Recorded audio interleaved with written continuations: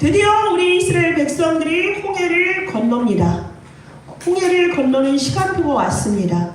그렇게 악하게 완악하게 굴던 바로가 10번째 재앙을 맞이하니 이스라엘 민족이 나가도록 했습니다. 자, 6월절 규례를 우리가 정확히 알라고 지난주에 함께 말씀을 드렸습니다. 6월절 규례는 누구입니까? 어린 양의 피의 주인공, 십자가의 주인공 예수 그리스도를 오직으로 누리고 사는 것입니다. 그분과 함께 사는 것입니다. 그분이 주인 되시고요.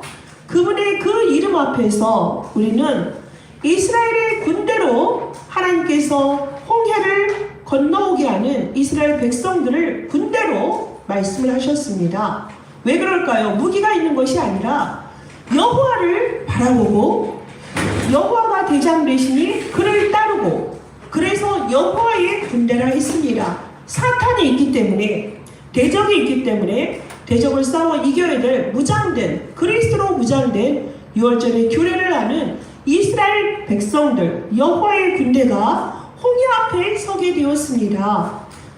자, 출애굽에서 하나님이 분명히 언약의 피를 바른 자는 죽음의 사자가 넘어가도록 했습니다. 그분은 누구십니까? 우리에게 실제로 말씀이 육신이 되어 오셔서 마가복음 10장 45절에 말씀하셨습니다. 인자가 오신 것은 섬김을 받으려 함이 아니라 도리어 섬기고 모든 사람의 대속물로 오셨다고 하신 말씀 그대로 십자가 어린 양의 피를 흘려주심으로 우리의 죄도, 우리의 저주도, 우리의 재앙도 완전히 사해 주셨습니다.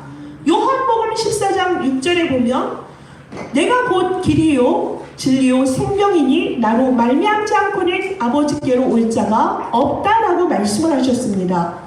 예수 그리스도만이 하나님을 만나는 유일한 길이 되심을 분명히 믿으셨다면 절대로 그 언약을 놓치지 마시기 바라겠습니다. 요한일서 3장 8절에는 하나님의 아들이 나타나신 것은 마귀의 일을 멸하려 하심이라 분명히 말씀하셨습니다. 마귀가 행하는 모든 것들을 박살내십니다.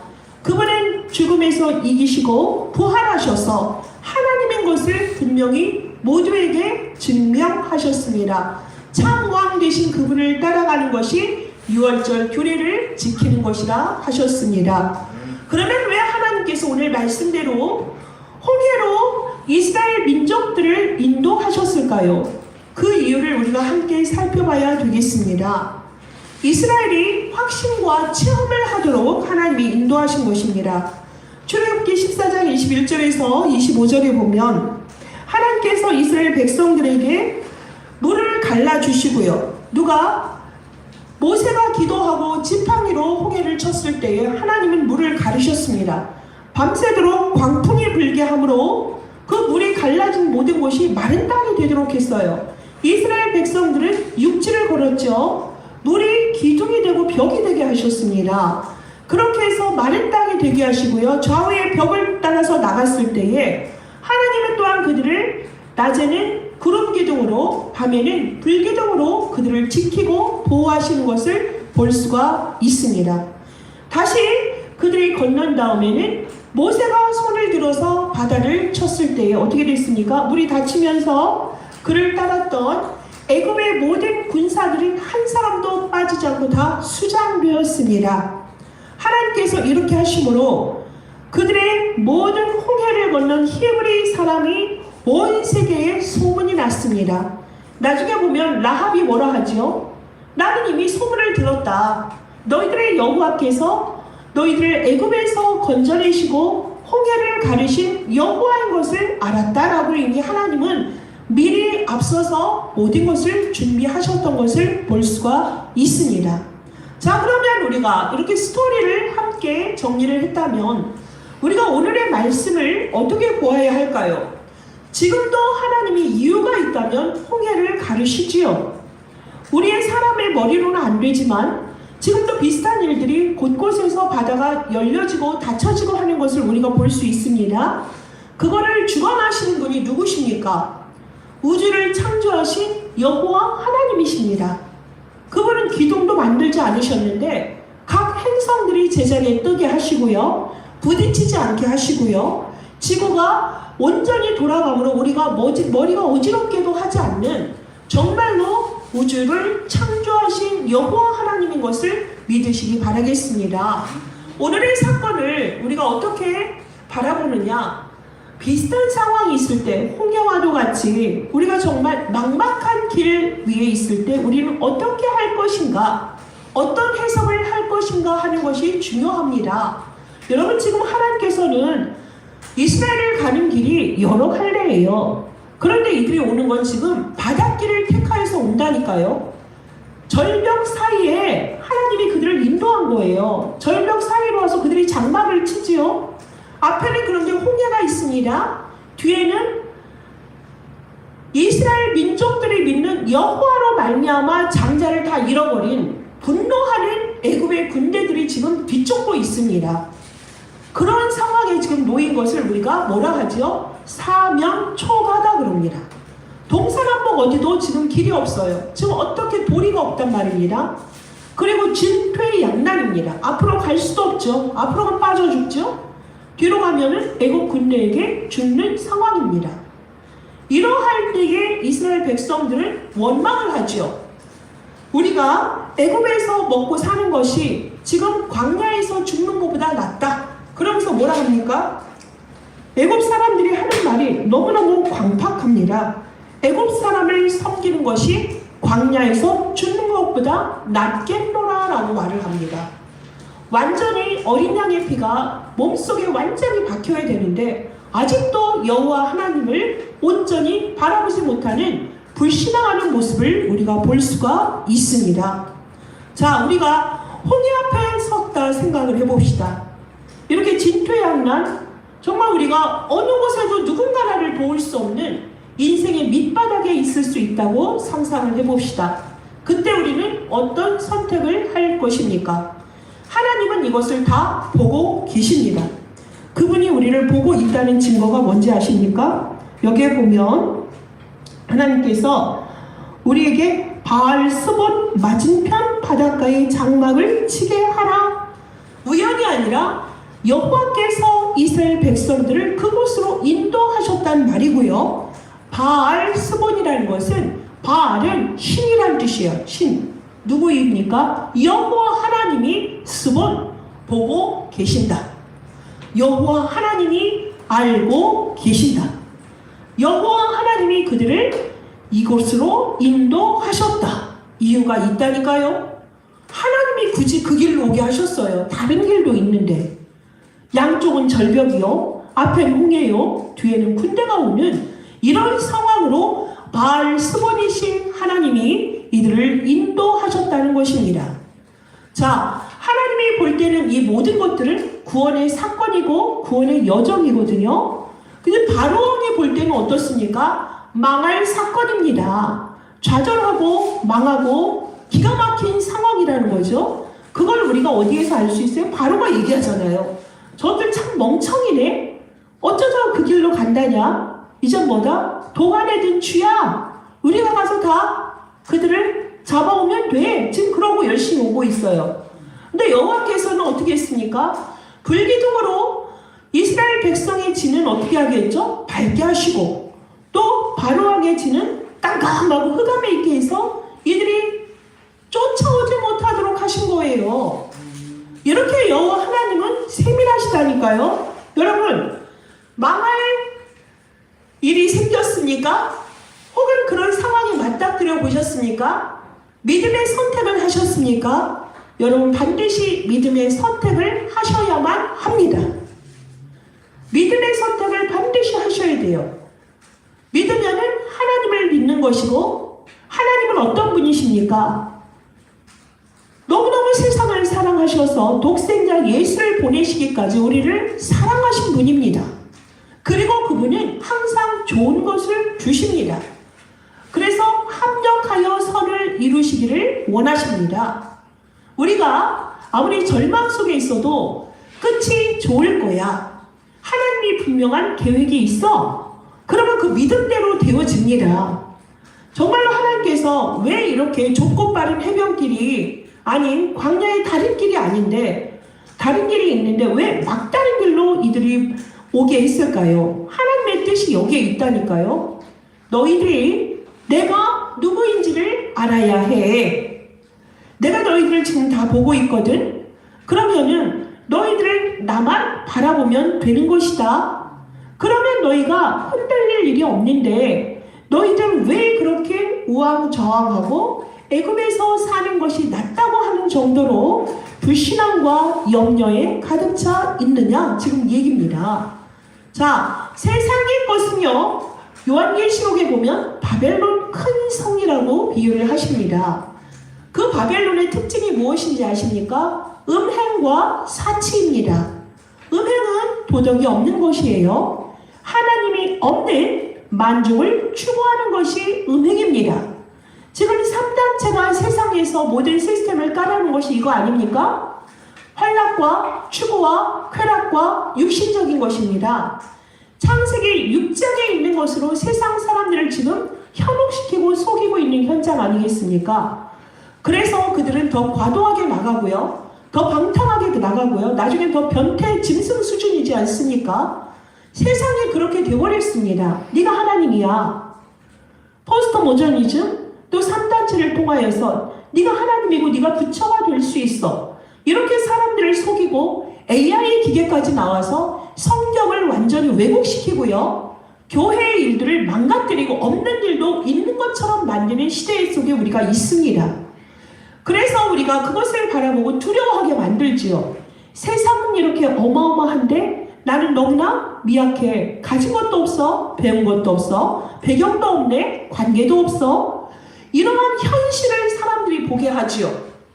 여러분의 현실을 얼마나 사탄이 이걸 보게 하냐면 여러분 실제적인 거를 누군가 여러분에게 그 말을 해본다고 생각을 해보세요. 그걸 뭐라고 하죠? 요즘 젊은이들이 하는 말이 있더라고요. 팩폭이라고 하더라고요. 팩트, 폭력. 팩트라는 거는 영어로 사실이란 얘기예요. 그걸 말하는 자체가 뭐라고요? 폭력이라고. 아이쿠나 아프다 이거죠. 그래서 현실로 공격할 때 사람들은 타격을 많이 입어요. 그래서 그때 많이 흔들리죠. 가령 이런 거예요. 현실로 너는 왜 나이가 찼는데 결혼을 안 하냐? 너는 아직도 취직을 못했니? 왜 독립을 하지 못하지? 왜 아이를 갖지 않는 거야? 어디에 살아? 아직도 새를 살아? 전세야? 집이 없어? 사람들이 이런 말을 할 때 의식주죠. 현실에서 지금 증명하고 있는 말을 누군가 했을 때 그게 너무너무 아프고 두렵게 만들어서 그 말을 한 사람이 뭐가 되는 거예요? 나의 적이 되게 만들죠. 그래서 3포 시대, 5포 시대 이래가지고 과장되게 사람들을 완전히 말로 속여버립니다. 그래서 그 사람을 뒤흔들어요. 그래서 두려움에 가득 차게 하고요. 이것이 바로 뭐다? 하나님을 안 믿는 자들의 해석입니다. 하나님을 안 믿는 자들의 해석이에요. 이것은 누구의 생각? 바로의 생각이요, 애굽의 생각이요, 바벨론의 생각인 것입니다. 그런데 하나님께서는 우리에게 말씀하십니다. 로마서 10장에 말씀하세요. 2절에서 10절까지 있습니다. 믿음의 세 가지 조건이 있습니다. 머리로 예수 그리스도가 누군가를 아는 것입니다. 그분은 유월절 어린 양의 피입니다. 유월절 규례의 주인공이 되십니다.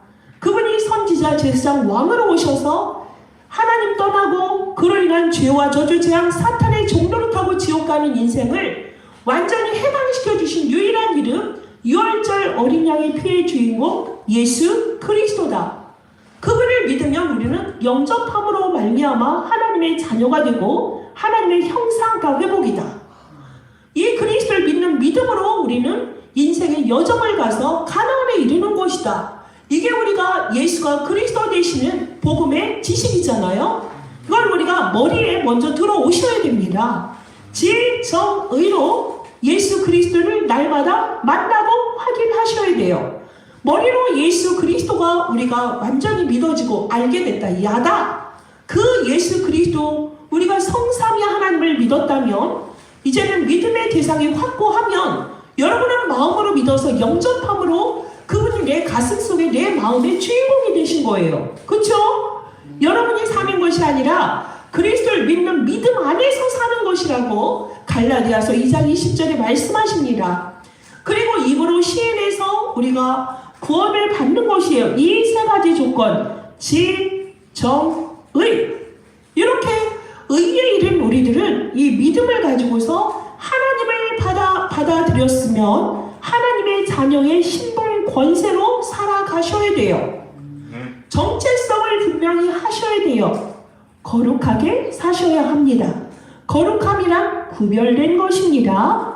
거룩한 척을 하지 마세요. 거룩하지도 않으면서 회칠한 무덤 같은 짓을 하는 자들이 얼마나 세상에 많습니까? 그것을 가지고 정죄하고 자기는 바르게 사는 것처럼 이런 말도 있어요. 구원받은 창녀가 구원받지 못한 수녀보다 낫다라는 말이 있습니다. 그만큼 우리가 구원받았으면 모든 걸 끝난 거예요. 그리스도가 내 안에 들어오셨으면 그 믿음으로 사는 것이지 어찌 우리가 누구를 판단하고 그러겠습니까? 우리도 은혜로 구원받은 것인데요. 그래서 우리는 고린도전서 5장 7절의 말씀처럼 믿음으로 행하고 사는 것이에요. 믿음으로 행하고 우리가 믿음으로 보고 사는 것이지. 그래서 하나님의 말씀을 따라가는 것이 우리의 올바른 신앙생활입니다. 현실을 바라보면 얼마나 두렵고 염려에 빠집니까? 목사인 나도 두렵고 무섭죠. 저는 무서운 거 못 봅니다. 칼로 흉측하게 하는 거, 막 흉악한 영화나 드라마 저는 못 봐요. 우리 식구들이 알아요. 그걸 굳이 볼 필요가 없죠. 그걸 보면서 나는 담대해, 난 믿음이 좋아, 그것도 웃기는 거예요. 두렵지만 우리는 가는 거죠. 왜요? 하나님이 살아계심을 믿기에 그 하나님을 바라봄으로 그리스도의 능력을 바라보면서 함께 가는 것입니다. 그게 올바른 믿음이죠. 그래서 이 속에서 우리는 정말 사람을 살려야 되겠습니다. 하나님은 선하십니다. 하나님은 의로우십니다. 하나님은 선토부입니다. 끝이 좋다란 말입니다. 하나님이 합력하여 선을 이룬다는 것은 모든 것을 하나님이 선하게 이끌어가는 거지만 우리가 그렇다고 해서 악한 일을 하면서도 합력하여 선을 이루는 것이야, 이렇게 착각하면 안 됩니다. 합력이란 뭐냐? 모든 사람이 하나님의 말씀대로 그 길을 따라감으로 하나님이 선을 행하도록 이끌어 가시는 거예요. 알겠습니까? 말씀을 따라가고 믿음을 가지고 믿음의 말을 행하는 사람들을 통하여서 하나님은 선을 이루시는 겁니다. 그래서 정말 우리가 유익하게 사람을 살리셔야 돼요. 항상 감사하셔야 됩니다. 쉬지 말고 기도해야 됩니다. 범사에 감사해야 돼요. 여러분, 세상의 모든 천국의 문을 여는 게 뭐라고요? 감사해요. 그리스도의 그 이름으로 감사하며 우리가 기도할 때 되어지는 거예요. 감사할 때는 닫혔던 문도 열립니다. 그런데요, 불신앙하고 염려할 때는요, 열렸던 문도 닫혀집니다. 여러분, 야고보서에 보면은 뭐라고 말씀을 하시냐면 정말 사람의 혀에 모든 것이 다 달려있거든요. 그 혀가 모든 사람의 지체를 다 움직입니다. 불이라 그랬어요. 불. 말을 잘못하면 자그마한 성냥불 하나를 떨어뜨렸는데 그것이 온 산을 다 태워버린다니까요. 여러분, 미국이나 호주 같은 데는요, 불이 하루에 끝나는 게 아니에요. 몇 시간 만에 진화되는 게 아니라 한 달, 두 달 이렇게 가는 거 여러분 뉴스로 많이 봤죠. 정말 무섭습니다. 하늘이 한 달 내내 컴컴다고 생각해보세요. 그 연기로 말미암아 그런 일들이 실제로 생깁니다. 그리고 그 말 한마디가 그냥 했는데 누군가에게 타격을 주고 그 사람에게 정말 절망해서 일어날 수 없게 그런 말을 했다. 사람을 살리지는 못할 망정 그 사람을 그렇게 멸망하게 했다. 정말 그거는 그것처럼 악한 일이 없습니다. 우리는 반드시 말씀으로 그리스도를 증거하고 살리는 말, 힘주는 말 하는 여러분의 입술이 되어지길 원합니다. 그 입술에서 하나님의 영광이 드러나도록 하는 것이 너무나 중요합니다. 그래서 우리가 항상 감사함으로 들어가세요. 시편 100편 4절에 말씀하십니다. 감사함으로 들어가면 하나님의 나라에 임하는 것이에요. 감사함으로 들어가면 그것이 우리가 먹는 패스워드가 돼요. 어떤 것도 이 패스워드를 바꿀 수가 없다니까요. 잘 안 됐을 때도 반드시 감사 이유를 찾아내는 그런 지혜가 있길 바라겠습니다. 어떤 사람은 막 안 좋은 말만 정말 엄청 제시를 해내는 사람이 있어요. 그런데 어떤 사람 뭘 얘기해도 감사하고 긍정적이고 그거 있잖아요. 습관이 아니라 그건 그 사람의 힘입니다. 여러분, 힘이에요. 여러분 있잖아요. 문제 사건을 볼 때 우리가 어떻게 봐야 되죠? 이제 사실이 있습니다. 그리고 진실이 있습니다. 믿는 자들은 그 뒤에 뭘 보아야 하죠? 영적 사실. 하나님의 계획이 있다. 이렇게 보셔야 돼요. 우리가 역사를 한번 볼까요? 일제시대에 36년이라는데 실제로는 정확히 35년 정도 된다고 합니다. 35년의 일제 치하에 있었어요. 또 6.25가 있었습니다. 이걸 우리가 동족 상잔의 비극 이러는데요. 해석하기 나름입니다. 국내적으로 보면 피난민도 있고 그래서 참 아픔은 있었죠. 그런데 여러분, 우리나라처럼 신분 제도로 말미암아 사람들을 이렇게 차등을 두고 노예화시킨 나라가 없다 합니다. 비슷한 나라가 있죠. 인도. 아직도 카스트 제도가 살아있어요. 그런데요, 우리나라는요, 어떤 때는 심하게 50%가 노예였다는 거 아니겠습니까? 골품제도 여러분 많이 들어보셨죠? 골품제도, 성골제도. 성골이 어디 있습니까? 지금 우리나라 비슷한 나라에서 지금 그 짓을 하잖아요. 어느 시내, 어느 도시에 사는 사람들 모두 혜택을 누리고 다른 도시에 있는 분들은 정말 짐승처럼 살고 있잖아요. 그 나라라고 해야 되나? 그 체제가 있지 않습니까? 마찬가지입니다. 어떻게 사람을, 넌 왕족이니까, 넌 귀족이니까 끝까지 사람을 죽여도 모든 게 그냥 면제. 그런 짓을 하고 있어요. 얼마나 악합니까? 어떻게 사람을 그렇게 분류를 합니까? 그런데요, 이런 그 일제 침략으로 말미암아 우리가 이제 뭐가 됐어요? 신분제도 완전히 없어지고 평등화 됐잖아요. 그걸 아프다고만 할 게 아니라니까요. 똑똑한 사람은 알아요. 우리가 지식이 없어서 일본에게 당했구나예요. 세상 열강을 몰랐잖아요. 우리나라만 최고라고 우물 안으로 살았으니 그 꼴을 당한 거예요. 근데 그것이 근대화의 물결이 되어졌고 세계 속으로 이어갔다는 것은 우리는 이제 그걸 분별할 수 있는 눈이 있습니다. 6.25는 어떻습니까? 정말 너무나 아팠죠. 그렇지만 그 판도가 바뀜으로 말미암아 우리는 이제 뭐가 됐어요? 자유민주 국가가 완전히 든든히 섰고 모든 부분이 하나님이 판을 바꿔서 하나님이 세우신 나라, 하나님이 함께하는 나라 속에 하나님의 나라와 영광이 돌려지게 되었습니다. 우리가 보는 각도를 어떻게 해석하느냐에 따라 다르다고요. 이거를 저희가 해석한 게 아니라 세계 열강에서 그렇게 객관적으로 본다는 얘기예요. 그게 아니었다면 우리나라 지금 뭐하고 있어야 되지? 한복 입어야 되고, 여자들은 뭐예요? 이렇게 목소리를 내고 목사할 수 있습니까? 목사 안수 받는 것도 참 지금도 아직도 그거를 성경적이지 않다라고 제안이라고 말씀하시는 남자 목사님들이 아직도 계셔요. 성경적으로 그렇지 않은데. 여러 가지로 우리는 어떤 해석을 해야 된다? 믿음의 해석, 그리스도로 통한 모든 사물과 사건과 사람을 볼 수 있는 그런 눈이 열려져야 된다는 얘기예요. 그래서 오늘 하나님이 굳이 홍해에 모든 이스라엘 백성들을 모이게 한 이유는 뭐다? 하나님을 체험하도록, 하나님의 능력을 체험하도록 그들을 부르셨다는 것입니다. 너희가 내가 너의 하나님인 걸 알아라. 그래서 바로의 마음을 완악하게 하신 분도 하나님, 굳이 그 바닷가로 사면 초가로 인도하신 분도 바알스본의 하나님. 그래서 그 속에 내가 여호와인 줄을 바로가 알고 애굽의 백성들이 알고 이스라엘 백성들이 알도록 믿음으로 모든 것을 극복하고 승리하는 것은 내 여호와가 대장이 되어서 너희들을 이끌어가니 너희들은 나만 바라보고 따르라는 것입니다. 우리가 14장 13절을 함께 보고 읽어볼까요? 하나님이 우리에게 원하시는 건 이것입니다. 시작. 모세가 백성에게 이르되 너희는 두려워하지 말고 가만히 서서 여호와께서 오늘 너희를 위하여 행하시는 구원을 보라. 너희가 오늘 본 애굽 사람을 영원히 다시 보지 아니하리라. 아멘. 가만히 서서 너희들 두려워하지 말고 가만히 서서 나를 바라보라는 거예요. 집중이잖아요. 기도입니다. 묵상기도. 네 안에서 지금 두려움과 좌절과 걱정이 가득 차지. 그것으로 사탄이 너를 지금 완전히 회오리치고 너에게 막 많은 불화살을 쏘고 있는데 네 마음에 두려움 있는 거 알아. 근데 내가 너와 함께하는 이 사실을 잊었느냐? 나를 바라봐. 네가 지금 풍랑이 일어. 그 속에서 나와 함께 했음을 네가 믿을 때에 잠잠해지지 않냐.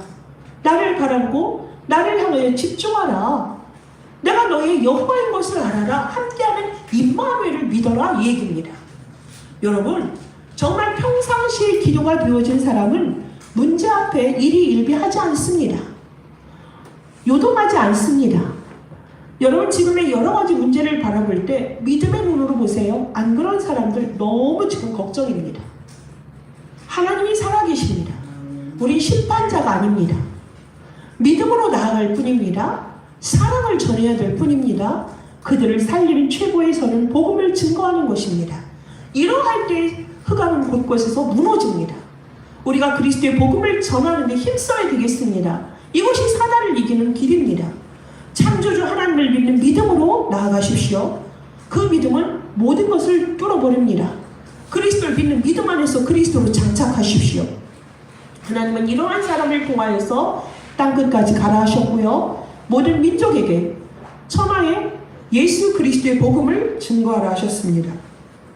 이 일에 끝까지 쓰임받는 우리 다민족 선교부의 여호와의 군대가 되시기를 예수 그리스도의 이름으로 축복합니다. 하나님 감사합니다. 오늘 출애굽을 한 데 있어서 홍해로 부르신 이유는 우리가 하나님을 알고 하나님의 능력을 알고 하나님의 능력이요 비밀이 되신 그리스도로 무장하여서 그리스도 안에서 하나님을 바라보므로 우리가 나아가기를 원하는 하나님의 음성을 마음에 담습니다. 하나님, 그리스도를 믿음으로 어떠한 홍해나 환난이나 문제, 사면 초과 속에서도 하나님 세움지만 하였습니다. 좋은 일에 정말 우리가 들뜰 것도 아니고 안 된 일에서 우리가 속을 것도 아닙니다. 그것을 어떻게 해석하느냐? 그리스도의 눈으로 믿음의 눈으로 해석하는 지혜가 있게 하옵소서. 정말 살리는 감사의 고백이 우리의 날마다 삶 속에서 24시간 고백되어지는 묵상운동에 주역되어서 하나님 보좌와 24시간 누려지는 전도 제자의 삶 속에서 우리가 하나님의 영광을 드러내며 곳곳에 흑암이 무너지는 역사 보게 하여 주옵소서. 예수 그리스도의 이름으로 기도합니다. 아멘.